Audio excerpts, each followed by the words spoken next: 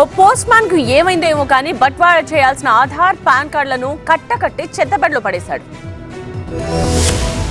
చెత్తే కదా అని లైట్ గా తీసుకోవద్దు. చెక్ చేయకపోతే ఇదిగో ఇలా ఆధార్ పాన్ కార్డులు చేజారి చెత్తపాలవుతాయి. వికారాబాద్ జిల్లా చౌడాపూర్ మండల కేంద్రంలో ఈ సీను తళుక్కుమంది.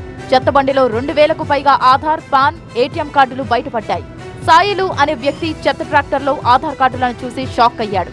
చెక్ చేస్తే పాన్, బ్యాంక్ డెబిట్ కార్డులు కనిపించాయి. ఆరా తీస్తే అసలు కథ తెలిసిందే.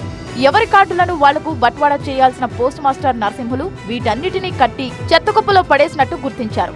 ఆ నోట ఈ నోట మ్యాటర్ ఊళ్ళో వాళ్ళందరికీ తెలిసిందే. జనం ఒక్కసారిగా ఎగబడ్డారు. తమ తమ ఆధార్, పాన్, ఏటీఎం కార్డులను చెత్తల నుంచి ఏరుకున్నారు. అయినా ఇంకా చాలా మిగిలిపోయాయి. వాటన్నిటినీ భద్రంగా తహసీల్దార్కు అప్పగించారు.